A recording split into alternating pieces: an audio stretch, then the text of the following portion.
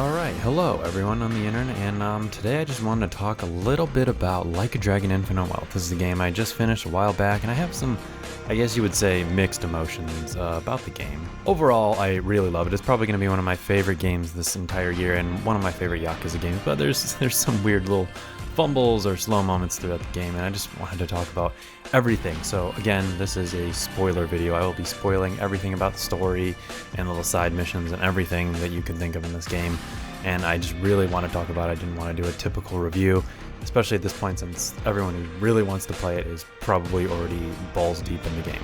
This video is quite a bit more podcast-like, and I'm probably not going to put too many interesting things on the screen, but if you like to listen to spoiler talk videos like me, then you're really in for a ride. And I've played every single game except for a couple of them, but I've played every single mainline game, so I know a lot about this series. Maybe not the biggest fan of all time, but it's one of my top 3 favorites game series. So, with that being said, let's get right into the story, the big kahuna of this entire game, and probably one of the more mixed things about this entire game itself. So, starting off, I would say, I think maybe it's a consensus this game was pretty slow in the very beginning. Those first, 2-ish chapters when you're just getting into Hawaii, I felt like they took forever, and I don't mind that. There's a lot of other Yakuza games that have very slow starts. Yakuza 3. So that is definitely not new to Yakuza games. This one definitely took its toll because I really just wanted to get to Hawaii itself. That's where I really wanted to spend most of my time. That's what I was excited to see from this game. So being in Yokohama for a while was just a little bit boring, but I know we had to get our characters from over there in Japan over to Hawaii somehow, so they had to have some sort of transition point. The biggest shining moment, I think, though, through these early hours is really just seeing these characters again. They're some of my favorite in the entire Yakuza franchise, and frankly just one of my favorite JRPG groups of all time. So it was just fun to see Nanba and Adachi again and just hang out with them and do his little prepping up for his date thing. So it was just fun to see the characters, and I really enjoyed that part of the beginning of this game. And then once we do get to Hawaii, we're immediately introduced to our newer characters like Tomizawa, and I really love him. He's a great addition to this game. Even though he's robbing us in the very beginning, what do you expect from a new character introduction from a Yakuza game? And of course, Ichiban is on his quest to find his mother that he kind of weirdly seems to not care too much. I get it, but at the same time, I would still feel like he should be kind of interested, but whatever, it's Ichiban. He's got a different personality, that's for sure, from me. Then we're also immediately introduced to Chitose, who is definitely probably one of the better introductions to a new character in probably the entirety of Yakuza, with her just playing Ichiban, and he's so gullible and susceptible to that kind of thing. I would expect no less from him. We are also around this time introduced to characters like Yamai, who I think is a great introduction. I really hope he somehow comes back. His voice actor is legendary, and he brings a lot to this new world, and I think I heard someone say I hope he's the next Majima, and that would be really great to have that kind of character for Ichiban, to have them just kind of someone else to bounce off of that's kind of not evil or bad, but just kind of a good bad guy. We also meet Danny Trejo, I mean Dwight, and the only thing I really got to say about them is I love the Barracuda soundtrack theme that plays every time they show up. That's the real winner for this whole section of the game, is when you get introduced to that song. But now I'm just gonna fast forward a bit, because this is where we start to get okay, the game has taken a while. I knew there was gonna be some sort of split, and that split finally comes when Kiryu gets beat the shit out of, and then he of course I forgot to mention he has the whole cancer reveal, which really, that was a pretty heart-wrenching scene to just see how Ichiban and the other characters are reacting to the news that Kiryu does indeed have cancer. And the explanation still kind of doesn't make quite sense for someone who's been smoking his entire life, and that's how he ends up getting cancer, but I guess he's just a beast, and that's what it would take. So yeah, that brings us to the party split, where now we have a Kiryu team and an Ichiban team in the 2 different locations. And this is another part where I kind of personally wish that we had some sort of more freedom switching between the 2 characters. Sometimes I just didn't want to have to complete an entire chapter just to get back to playing around with certain mini games or something like that. and I knew that's probably just how this was gonna go. That's how it went with games like Yakuza 0. And again, I love the story for the most part throughout this entire game, but this is where like, I think some of the fatigue of finding Akane was starting to get a little. I felt like I was just being bounced around constantly trying to find her, and I think it went on maybe a little bit too long, and it was just a little bit too dragged on. But at least I had the mini games. I'll get to those in another section of this video. Those were really probably what kept the game more fresh. It wasn't exactly the story keeping it fresh. It was like those little side activities and sub-stories that gave me something to look forward to. Eventually, though, you do find Akane and you learn about Lani, and Bryce is the main villain of this whole like little game, along with Abina, but you're learning that a little bit later. I think Bryce is a interesting villain. I kind of hoped maybe for a little bit more from him.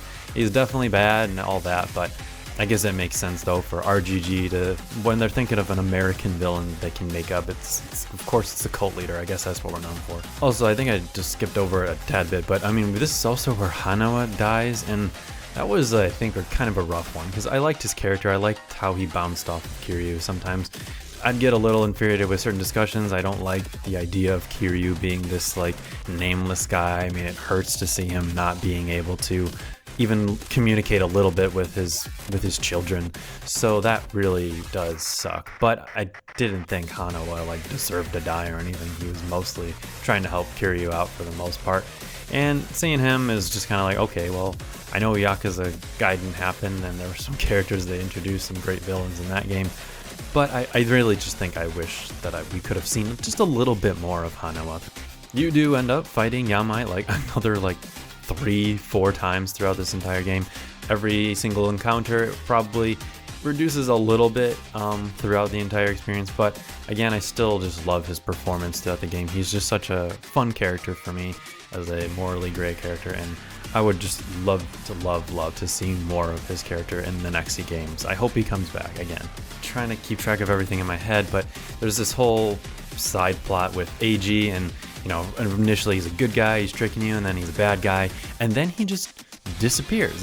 He never shows up, and I don't know, maybe that was just somewhere a misstep, or he just had to rush throughout making this game, so they didn't have enough time to really flesh out his character, because I feel like they really built him up in the very beginning, towards the middle, and then he disappears around like chapter 10 or so, and you don't see him until the very ending sequence, to the point where like towards that ending sequence I was like, wait, this is the same guy? Like I thought it was someone different for a while. I didn't even recognize him, so I was a little confused.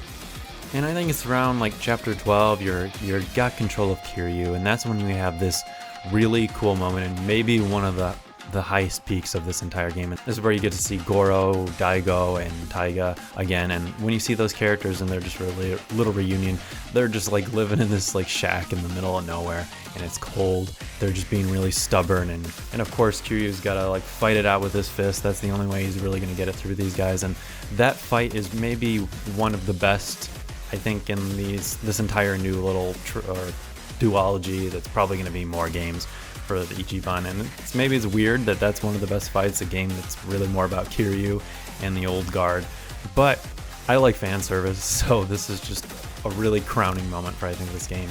And it was just so much fun to see all the new little like things that they introduced in that fight itself.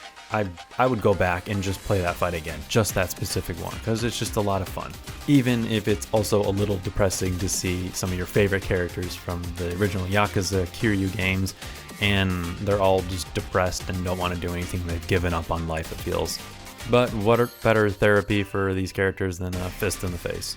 And I was just thinking, I don't think I've mentioned the VTuber Tatra channel at all yet, and this is kind of where you, I think, are starting to learn a little bit more about what's going on. You already learned that Chitose was behind this and AG, but you're also learning that was all a means to an end to bring back Bleach Japan. I didn't think we were going to hear about that ever again. VTuber thing is it's just an RGG game. It's just, I guess, a funny or fun way to introduce a villain as a VTuber, or I guess it's just really weird to think about. That's what really started this entire story. It's a VTuber talking shit on the internet. But I guess that just brings us right to the end with the conclusion to Ichiban's story, just punching Bryce in the face and all the cultists and weirdos that he's just accumulated over this whole time on that island or whatever. It was a pretty good final level, and I mean, you got to fight a giant shark and a giant squid within the span of like maybe 1 hour, 2 hours or so. So that's always pretty cool. And Ichiban was just doing Ichiban things at the very end with Bryce. He's a better man than me. I probably would have just let him off himself and jump into that vat of dirty water. But overall, I think Ichiban's side had a really good ending, and seeing the whole crew just kind of chatting it up and survive at the very end, that was just a good time. And I love to get that little epilogue conclusion to whatever everyone else is talking about and how they're just kind of reflecting on everything. Now then there's Kiryu's side, and I think this one's a little bit more of a mixed bag in my personal opinion. Now everything leading up, the whole fight through the Millennium Tower and everything like that, that was all fantastic, and I had a lot of fun with that just last area. And then the final boss, like the mechanics and everything, it was a good final boss. And then of course you have some really good moments when like Majima and them come back in and you get to fight alongside them, still in their little JRPG goodness. But that was all fun. But really, I think the biggest complaint is that at the very end you have your fight with Ebina. While the fight is good, the actual like dialogue before and after and everything like that, Ebina is not my favorite of a lot of the Yakuza villains. He's fine. He's also not the worst, but he lacks a little bit of the impact, and I feel like I've kind of seen a lot of this already before. It was nothing too original, and I think one of the biggest problems for me is really that we had Gaiden just a couple months ago, and everything about that final villain and those final moments in that game was just had me almost in tears, and this just didn't quite do that quite as much. Now, I mean, there was the moment like right after the fight where Kiryu was just kind of laying down his final lesson to Ebina and just like begging him to like give up and just like learn that this is not the way and everything like that. But that was of course a good moment. A lot of the other Yakuza games we've had lately have had some really good endings, and this one was just good. It was better than, it's not the worst, but it was just a pretty good ending. And I think at first, the very final epilogue scene with Kiryu, I was a little mixed when I first stopped it, because I think I just wanted more fan service for that moment, and I wanted him to talk to Haruka in the end, but that just didn't happen. And now that I reflect on it, it's still fine. It was still a satisfying ending to know that he has officially reclaimed his name again, and he's not willing to just die and let everyone forget about him, because no one's going to forget about him. We've learned that everyone cares about him, and then he's made so many good friends and everything along the way, and it's good to see him just choose to live the rest of his life, even though he probably won't be beating up too many people for the rest of these games if he continues back as like a mentor role or something. But that's really the end of this whole story section. I don't really have much more to discuss about the story. I really enjoyed it, and not every game needs to really one-up each other on the story. We've had some really great stories, and that's one of the main reasons I play these games. I just love to see where these characters are going. But I think right now I'm going to probably talk a little bit more about just some of the side content and all those other fun little goodies that come packaged with this game. Now, for the sub-stories, there's some pretty good ones, I think, in this game. I think some of them are maybe you would even consider the best of all time. You got some simple ones like the coffee one, and they're also bringing back the killer Roomba that's in the game. There's also the one, I think this game is like Gondawara or whatever, he's dressed up as a baby. There's got the weird one. That one, of course, had a pretty touching end, so that was definitely one of my favorites. There's also the lemonade storyline with the one kid who's selling lemonade and he's trying to like save up some money for his teacher before she goes away. That one was pretty touching. I really enjoyed that one as well. There's some weird ones like the movie one where like you're trying to act as like an action star and you gotta run and like dodge some cars. That was a fun little one as well. A lot of them result in getting new pound mates of some sort. So, I always like to collect as many as those, even though I feel like I rarely end up using them. And then I think, but that was mostly the Ichiban side. There are some really good ones there, but I think the ones that really hit mostly were a lot of the memoir, like ones that we get from Kiryu. And these are the ones where you end up meeting people like the taxi guy from Yakuza 5. He kind of makes a return. He was always a fun little charismatic character in that game, so it was cool to see him back. You also get the cabaret girls coming back, and they have several, and that's a really fun one to see how that all plays out, going back and forth between the two and figure out, we can actually be friends. And I think the last one that I'd really mention that was kind of really impactful was the one with the girl and the Onimichio, and her just kind of talking to Kiryu and saying like, oh, this is how much this character meant. And that's another one that really shows how impactful Kiryu has been, even in like these silly roles throughout all these games. This one just shows how well he can have an impact, even on like the smallest little sub-stories. Can have a massive impact on a bunch of other people's lives. And Kiryu can definitely be quite a force of just some joy and happiness throughout a lot of these characters' lives. You also have the larger sub-stories / storylines with things like the Sujimon. Sujimon, not exactly my favorite. I am a Pokemon fan, but Sujimon itself, it doesn't really do much for me. So I played it for a while. I did the first Elite Four like character, but that was about it. After I did that, I just kind of quit. I think the bigger one for me was probably all the Dondoko Island stuff, because I am a massive Animal Crossing fan, so bringing together these two worlds is always really weird, but also really exciting. It was one of the things I really wanted to play a lot in this game when they first announced it. Dondoko Island is also the reason that I got this game on PC, so that I could also play it on my Steam Deck, because I figured when I'd be doing a lot of that Dondoko Island stuff, I'd probably be playing it in a handheld format, just because it's, I think, a little bit more manageable, and that's how I like to play Animal Crossing, is just laying on the couch. Now, Dondoko Island has a lot of content in there, and there's a pretty interesting storyline. It's fun to see all the little characters from the mainline game. They come to visit your island and stuff, and I loved decorating a bit, but I will say after a while, it got a little tedious to certain points. I'm still probably going to go back to it. I haven't finished the whole side storyline, but it's definitely one of the better like main side story / mini games that Yakuza or Like a Dragon have introduced in the series. The only real downside, I think, to like things like Dondoko Island is there's those like forced like 2 days that you have to do stuff, and I think that's going to be a little tedious if I ever go back and play this game, because I'm not going to want to do Dondoko like in a second playthrough probably. Maybe if like I'd play it again in 20 years or something. I can't even imagine going through a lot of this stuff all over again. It's a one and done situation for me. Now, speaking of minigames, there were some other ones that didn't really have too much of a storyline to them, but I spent quite a bit of time. There's Sicko Snap, which unfortunately I did go through every single one of them, and I maybe almost regret it.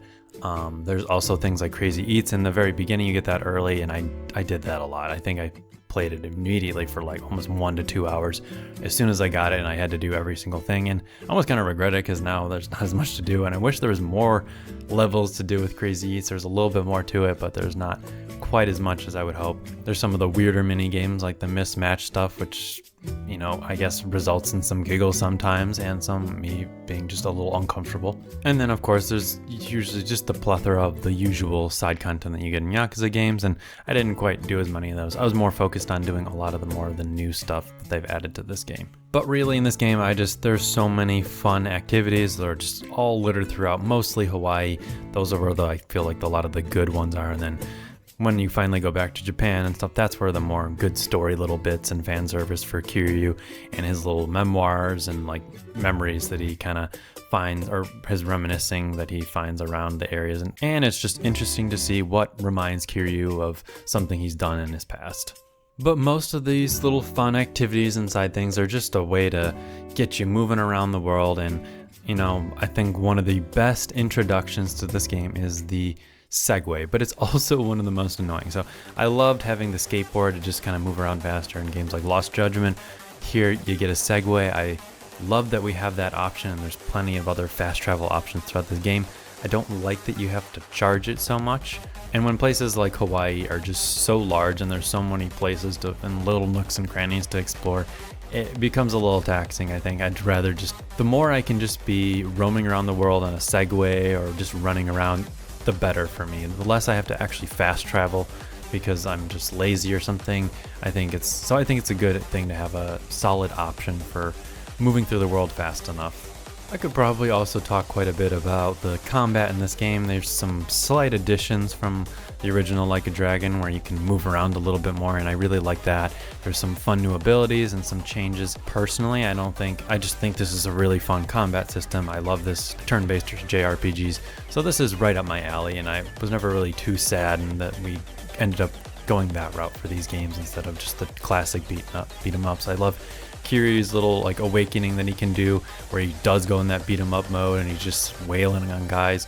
I love all those additions. I would say though, combat is probably not the main reason I play it. But I think the main reason is just I love to explore the Yakuza worlds, all the characters, do things like the drink links. I haven't talked about those yet, but there's some really good drink links in here that are just flesh out the characters. This is where it gets very Persona-esque, I think, but listen to characters like the new characters like Tomizawa and Chitose. It was fun to get a little bit more backstory on them and see what they were doing before they even got in this whole sticky situation with Ichiban and the crew. It's also fun to see characters who are returning, like Seonhee and her kind of like fangirling over meeting Kiryu and talking to him. And there's some good ones with Zhao as well. And so I really like the drink links. I think they're a good introduction, or they're a good thing to have in these games, especially they're some of my favorite stuff to do. I will say some of them are a little bit long. There's some times where I felt like it took forever to get through whatever they were talking about, and I can be patient, but when I end up having to do like 3 or 4 of them in a row, it's like I'm sitting there for like an hour just going through all of their drink links, and I probably could have paced it out a little bit better, so maybe that's my fault. All the new classes for the characters are also a lot of fun. Of course, I love Kiryu's class, being able to switch between like brawler style, quicker style, and all that. It's very reminiscent of like Kiwami 1 and Yakuza 0. I really like a lot of the new classes that I guess are supposed to be somewhat like American-centric, like the Desperado, the Geo Dancer, the Pyro Dancer. Those are all some really good ones. I think some of my favorites were I made Namba a host, and that was a pretty good call. I think he was doing quite a bit of damage with that one. I made Kiryu a samurai because, I don't know, it just felt right. But maybe that's just because I played some Ishin earlier. I like the linebacker and the tennis as well. I did use those because I pre-ordered the game, but I kind of don't like also that, you know, it's DLC. I know there's also a controversy about the whole New Game Plus. That's kind of stupid. I mean, I don't know why they would really do that, but hopefully they make it free or something eventually, because that's when I'd probably do that. But otherwise, I'm probably not going to do New Game Plus for this game because I really just don't want to pay extra. This game's already a decent chunk of change and already has a bajillion amounts of content in it.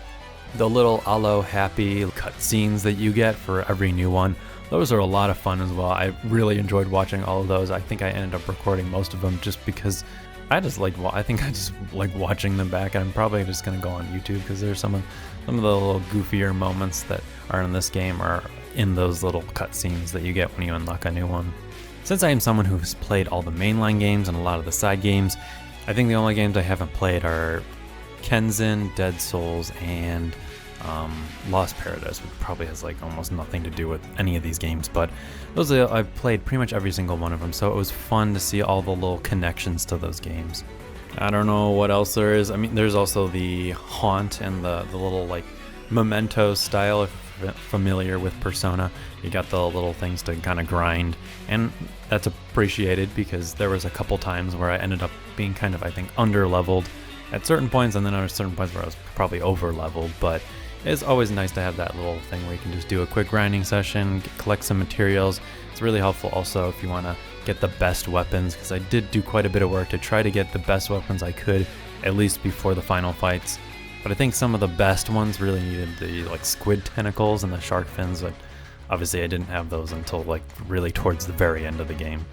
But overall, I think that's it. There's a lot in this game. There's a lot of fun. I had a lot of fun playing this game, and I'd highly recommend it. For some reason you watch this, and even though there's definitely a lot of spoilers throughout here, but I would definitely probably play this game again, but probably only after I've played a couple of the other older ones first, and then went back to this one just to see how many more connections I can make, because I'm sure there's things I forgot about from all the older games that if they've made connections into this one. And despite some of the weird, I guess, weird story things that I had towards the end that I was not quite as satisfied with, at least compared to things like Gaiden, I think this was overall a really, really good game. Not Yakuza or Like a Dragon perfection like some of the other games, probably not my favorite, but it's definitely up there. Definitely, I think we'd say it's probably in the top 5 Yakuza games. Anyways, that's it, and thanks for watching.